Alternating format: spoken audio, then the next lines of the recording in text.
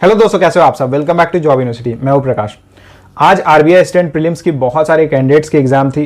4 shift में आज exam हुई है और कल भी एग्जाम्स होने वाली है आरबीआई असिस्टेंट प्रीलिम्स के लिए।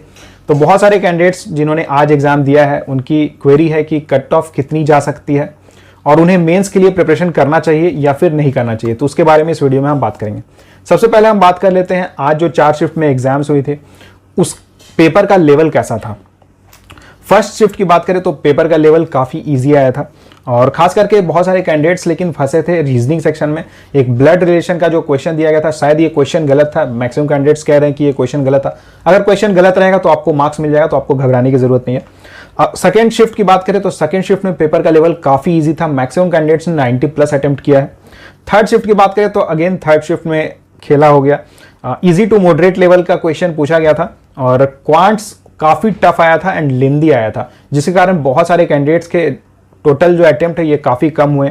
लेकिन अगेन सिंस बाकी शिफ्ट के कंपैरिजन में यहाँ पे जो क्वेश्चंस पूछे गए थे ये टफ था, तो यहाँ नॉर्मलाइजेशन होगा, तो यहाँ भी आपको घबराने की ज़रूरत नहीं है।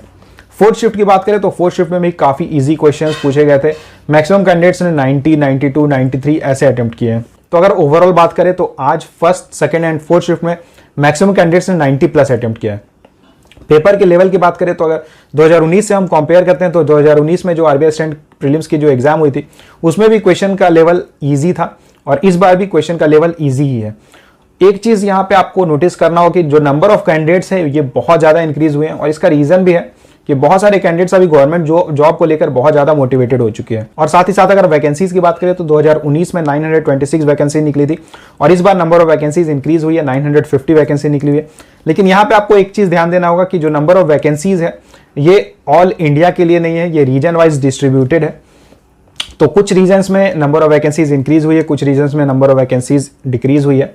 और अगर कैटेगरी वाइज भी हम बात करते हैं तो कुछ कैटेगरीज के लिए नंबर ऑफ वैकेंसीज डिक्रीज हुई है। जैसे कि अगर जनरल एंड ओबीसी के लिए बात करें तो 2019 में जितनी वैकेंसी निकली हुई थी उससे कम वैकेंसी 2021 में निकली हुई है जनरल एंड ओबीसी कैंडिडेट्स के लिए। एंड बाकी जो SC, ST, EWS एंड बाकी अदर कैटेगरी के कैंडिडेट्स हैं उनके लिए नंबर ऑफ वैकेंसीज इंक्रीज हुई है। तो यहाँ पे जनरल एंड ओबीसी को ऑब्वियसली थोड़ा नुकसान होने वाला है। तो चलिए सबसे पहले देखते हैं 2019 में कैसी कट ऑफ गई थी।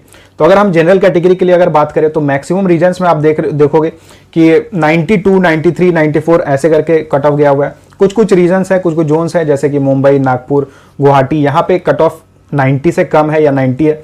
इसका रीज़न ये है कि यहाँ पे नंबर ऑफ वैकेंसीज ज़्यादा थी और एलपीटी के कारण बहुत कम कैंडिडेट्स ने यहाँ पे अप्लाई किया था, तो इसलिए कट ऑफ यहाँ आपको कम देखने को मिल रहा है। लेकिन इस बार भी क्या हुआ है कि इस बार नंबर ऑफ वैकेंसीज वहाँ भी कम है, तो इसलिए आप देखोगे कि इस बार भी कट ऑफ वहाँ की हाई जाएगी। अगर बात करें कि अभी जो एग्जाम हुआ है आरबीआई असिस्टेंट प्रीलिम्स का, इसमें कट ऑफ क्या जा सकती है, तो ओवरऑल अगर हम बात करें, देखिए यहाँ पे जो कट ऑफ निकलेगी ये ऑब्वियसली रीजन वाइज निकलेगी, zone wise vacancy cut off रहेगी।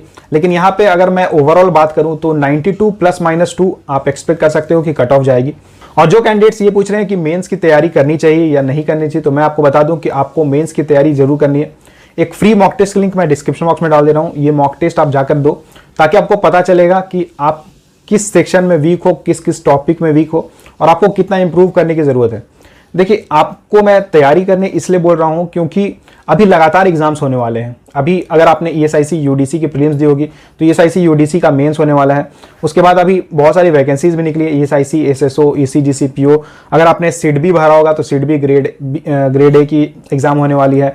देन उसके बाद RBI ग्रेड B की नोटिफिकेशन आ चुकी है, LIC की नोटिफिकेशन एक्सपेक्टेड है, उसके बाद FCI की नोटिफिकेशन एक्सपेक्टेड है और बाकी जो बैंक के एग्जाम्स होते हैं, SBI हो गया, IBPS हो गया, RRB हो गया, ये तो एग्जाम्स होने ही वाले हैं। तो इन सब एग्जाम्स में आपको मेंस में फायदा होगा अगर आप मेंस की तैयारी अभी स्टार्ट कर देते हो। और फाइनल सिलेक्शन, जैसा कि आपको पता है कि हर एग्जाम में फाइनल सिलेक्शन जो होता है मेंस के बेसिस पे होता है, मेंस के मार्क्स के बेसिस पे होता है।